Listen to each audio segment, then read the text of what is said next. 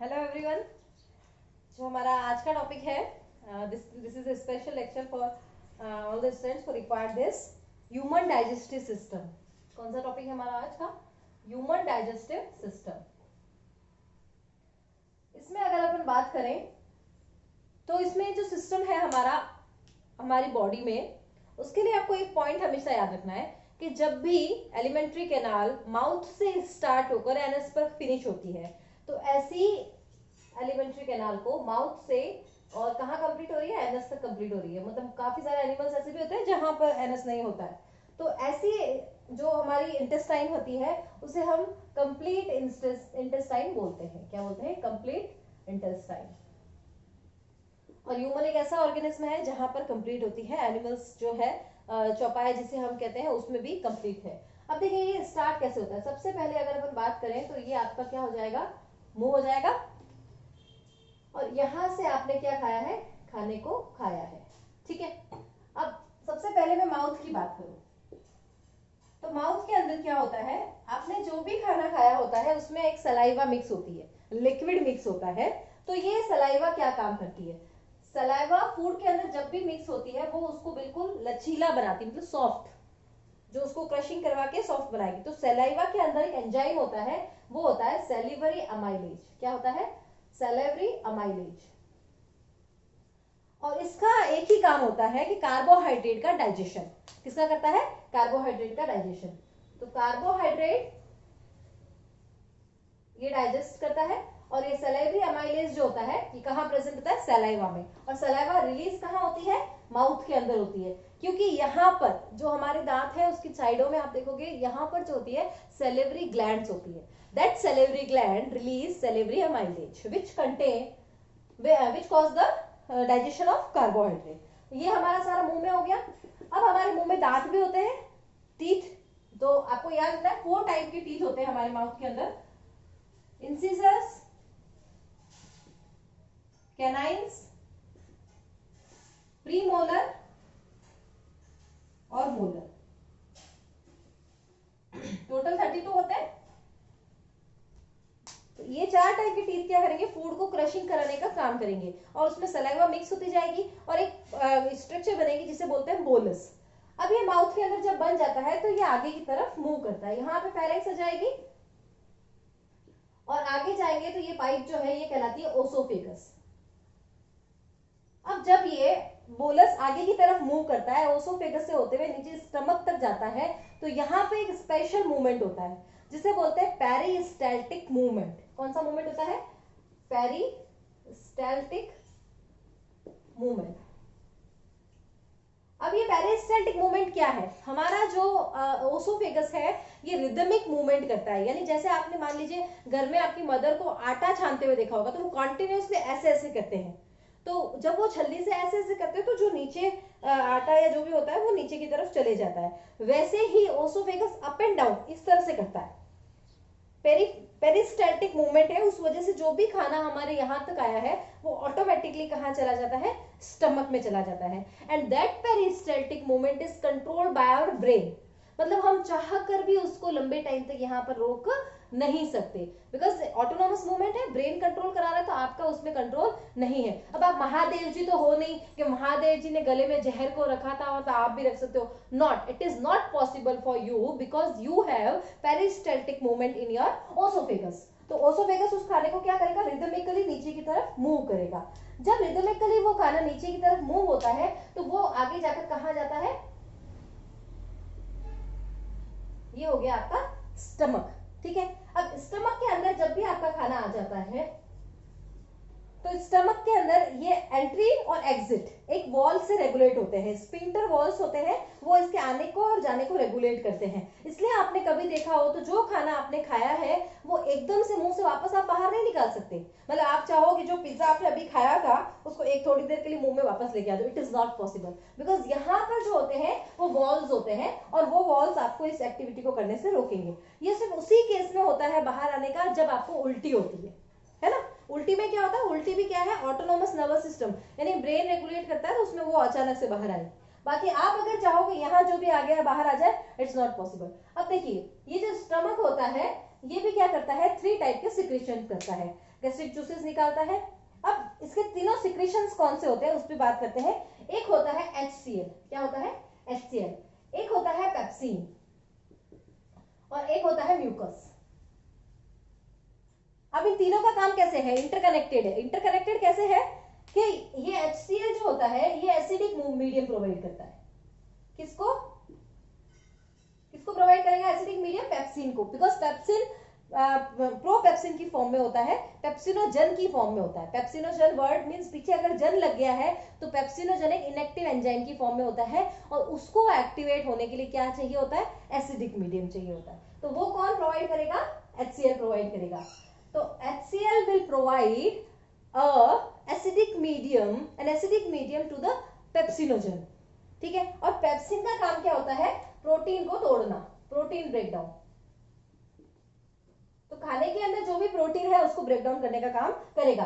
दूसरा एक HCl का एक और काम होता है, वो होता है ये माइक्रो ऑर्गेनिज्म जो भी बाहर से आए हैं खाने के साथ, कोई भी इन्फेक्शियस पार्टिकल वगैरह है तो उसको किलिंग में भी हेल्प करता है। उसके बाद अगर हम बात करें म्यूकस की, अब देखिए HCl एक एंजाइम, एक एसिड है, तो एसिड हमेशा हार्मफुल भी तो रह सकता है ना। तो to protect the inner lining of stomach mucus will release. ये म्यूकस क्या करेगी, प्रोटेक्शन ऑफ इनर लाइनिंग। किसका प्रोटेक्शन, स्टमक की पूरी वॉल का प्रोटेक्शन कौन करेगी, म्यूकस करेगी, ठीक है। जब आप स्टमक से आगे की तरफ बढ़ते हो तो आगे की तरफ खाना कहां जाएगा, आपके जाएगा स्मॉल इंटेस्टाइन के अंदर। कहां जाएगा, मैं बहुत ही सिंपली फॉर्म में एक डायग्राम बना रही हूँ ताकि आप इजीली इसको समझ सके। मैं भी चाहती तो कॉम्प्लिकेटेड एक अच्छा सा डायग्राम यहाँ ड्रॉ कर लेती, जैसा कि आपके बुक्स में दे रखा है, तो डेफिनेटली आपको समझ में नहीं आता। मैं काफी सिंपली फॉर्म में आपको बता रही हूँ, स्टमक तक की बात आपको समझ में आई है। स्मॉल इंटेस्टाइन की तरफ जब खाना जाता है तो यहाँ पर भी क्या होता है, वॉल से रेगुलेशन होता है। जब फूड यहाँ पर आ गया, स्मॉल इंटेस्टाइन में आ गया, तो उसी टाइम में यहाँ पर 2 सिक्रेशन और आते हैं। एक सिक्रेशन जो आता है वो आता है आपके, कहां से आएगा,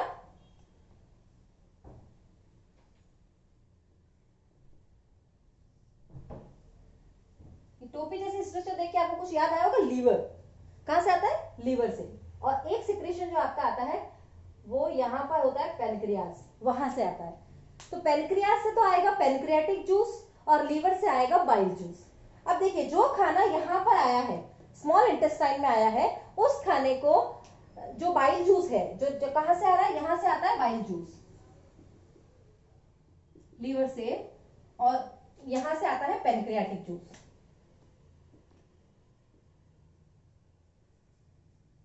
पेनक्रियाटिक जूस, इसमें 2 होते हैं, एक होता है ट्रिप्सिन और एक होता है लाइपेज। और ये जो बाइल जूस होता है इसका क्या काम होता है, इसके 2 काम होते हैं। पहला काम तो इसका होता है कि जो भी खाना स्टमक से आया है यहाँ स्मॉल इंटेस्टाइन में, इसको बेसिक मीडियम प्रोवाइड करता है। क्या करता है, बेसिक मीडियम, यानी उसकी पीएच को चेंज कर देगा। वहां स्टमक के अंदर खाना कैसा था, एसिडिक था, अब यहाँ पे जो खाना आया है वो कैसा हो जाएगा, यहाँ पर बेसिक हो जाएगा, बिकॉज बाइल जूस क्या करता है, इसको पीएच को चेंज कर देता है। ये इसका बेसिक नेचर होता है, इसकी वजह से। अब दूसरा काम जो बाइल जूस का होता है वो होता है इमल्सिफिकेशन ऑफ फैट। क्या होता है, इमल्सिफिकेशन ऑफ फैट, यानी बड़े बड़े, यहां वर्ड लिख देती हूं मैं, इमल्सिफिकेशन ऑफ फैट। अब इसका मतलब क्या है, ये जो बड़े बड़े फैट के ग्लोब्यूल्स, मतलब आपने जो भी घी तेल खाया है उसको छोटे छोटे में कौन तोड़ता है, ये बाइल जूस तोड़ता है। मतलब large fat globules will be converted into the small fat globules. किसका काम हो जाएगा, ये बाइल जूस का काम हो जाएगा। कहां से रिलीज होता है, ये लीवर से रिलीज होता है। कहां स्टोर होता है, गॉल ब्लैडर के अंदर स्टोर होता है। ओके, इसकी पीएच कैसी होती है, इसकी बेसिक पीएच होती है, यानी अबो 7 से कम वालों को एसिडिक बोलते हैं, 7 से ज्यादा वालों को बेसिक बोलते हैं। तो बाइल जूस की पीएच कैसी होती है, बेसिक पीएच होती है। अब देखिए जब खाना यहाँ पर आ गया तो ये 2 पेनक्रियाटिक जूस से भी 2 रिलीज हुए, एक तो हुआ ट्रिप्सिन और एक हुआ पेप्सिन, सॉरी लाइपेज। ये ट्रिप्सिन का क्या काम करेगा, ये भी यहाँ पर जो ये प्रोटीन टूटी थी, ठीक है, और ये ट्रिप्सिन भी क्या करेगा, प्रोटीन के ब्रेकडाउन का काम करेगा। मतलब थोड़ा प्रोटीन का डाइजेशन कहाँ पे हुआ, स्टमक में हुआ, और थोड़ा स्मॉल इंटेस्टाइन में होगा। और लाइपेज क्या करेगा, ये जो छोटे छोटे फैट ग्लोब्यूल्स के टुकड़ा है ना, इसको और तोड़ के आगे फैटी एसिड्स और ग्लिसरॉल में बदल देता है, यानी small fat globules are broken.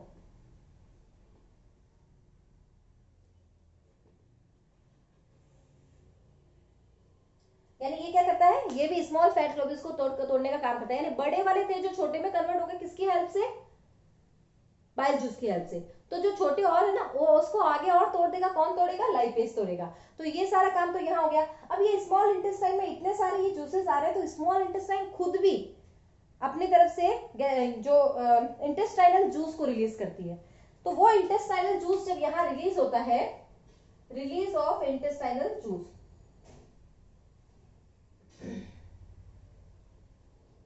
Intestine, ये जो रिलीज ऑफ इंटेस्टाइनल जूस होता है, ये क्या करता है, अब जो भी बचे कुचे प्रोटीन्स है, पेप्टाइड्स है, उनको अमीनो एसिड में कन्वर्ट कर देगा, मतलब छोटे छोटे मॉलिक्यूल्स बना देगा। ये तो अमीनो एसिड छोटे, मतलब बिल्कुल छोटे पार्टिकल में बना दिया।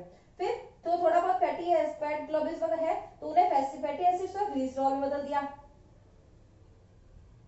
और कार्बोहाइड्रेट है तो उसे लास्ट ग्लूकोज तक में लेके आ गए, बिल्कुल माइन्यूट्स में लेके आ गए। तो ये सारा काम कौन करेगा, स्मॉल इंटेस्टाइन करेगी। अब जब स्मॉल इंटेस्टाइन भी इसमें इन्वॉल्व होगी, मींस तीनों ने मिलकर क्या करा दिया, खाने का डाइजेशन करा दिया। तो जो स्मॉल इंटेस्टाइन होती है, इसकी वॉल के अंदर ये ऐसे इस तरह से विलाय प्रेजेंट होती है। क्या प्रेजेंट होती है, विलाय। इस विलाय का क्या काम होता है, जो डाइजेस्टेड फूड है उसको अब्सॉर्ब करना। It increase the surface area of small intestine. जो भी डाइजेस्टेड फूड है उसको उसने विलाय ने अब्सॉर्ब कर दिया। अब विलाय उसको अब्सॉर्ब करने के बाद क्या करती है, उसको सप्लाई कर देती है ब्लड वेसल्स को, because each of the villi is बिहाइंडली सप्लाइटेड विथ ब्लड वेसल्स। अब कैसे होता है ये देखिए, मान लीजिए ये कोई एक विलाय है, तो इसके पीछे जो होता है ना, ऐसे ब्लड वेसल्स का जाल होता है, यानी आर्टरी एंड वेन्स यहाँ पीछे की तरफ प्रेजेंट रहेगी, और ये क्या करेगी, जो भी एनर्जी है, जो भी सब्सटेंसेस है, उसको अब्सॉर्ब करने का काम करेगी और उसको ब्लड को दे देगी। तो हमको खाना खाने के बाद कैसा लगता है, एनर्जी फील होती है। तो वो एनर्जी कहाँ से आती है, इसी तरह से आती है। अब देखिए, जब स्मॉल इंटेस्टाइन में ये सारा काम हो गया, तो अब जो एब्जॉर्प्शन भी हो गया है, तो अब आगे जो फूड जाएगा वो कहाँ जाएगा, लार्ज इंटेस्टाइन में। मान लीजिए ये आपकी लार्ज इंटेस्टाइन है, अब ये फूड कहाँ चला गया, लार्ज इंटेस्टाइन में चला गया। लार्ज इंटेस्टाइन में मेनली वाटर का एब्जॉर्प्शन होता है। वाटर का एब्जॉर्प्शन कहाँ आता है, अगर क्वेश्चन कभी आ जाए तो आपको क्या लिखना है, absorption occur in the large intestine. अब वाटर का एब्जॉर्प्शन लार्ज इंटेस्टाइन में हो गया, और जो अनडाइजेस्टेड रिमेन होगा वो आपके एनस से बाहर निकल जाता है। ठीक है, तो ये पूरा आपको समझ में आया होगा, मैंने जो भी बताया आपको। ये जो मैंने अलग अलग एंजाइम्स के नाम लिए, trypsin, lipase, salivary amylase, that all are biocatalyst. ये क्या करते हैं, जो भी कंपोनेंट्स हैं उनको ब्रेक डाउन कराने का काम करते हैं, तो इन्हें बायोकैटालिस्ट कहा जाता है। ये जो पूरा है आपका डाइजेस्टिव सिस्टम है, अगर इसमें कहीं पर भी आपको कुछ समझ में नहीं आया है तो आप कमेंट बॉक्स में मेंशन कर सकते हैं। आई होप आपको समझ में आया होगा, और नेक्स्ट मिलते हैं अपन अगले टॉपिक के साथ। All the best. अगर आपको पसंद आया है तो अपने और भी ग्रुप्स में शेयर करिए, और भी स्टूडेंट्स को बताइए, ताकि लॉकडाउन में वो भी कुछ पढ़ सके। और अगर आपने चैनल सब्सक्राइब नहीं किया है तो सब्सक्राइब करिए। एंड आज के लिए बाय बाय।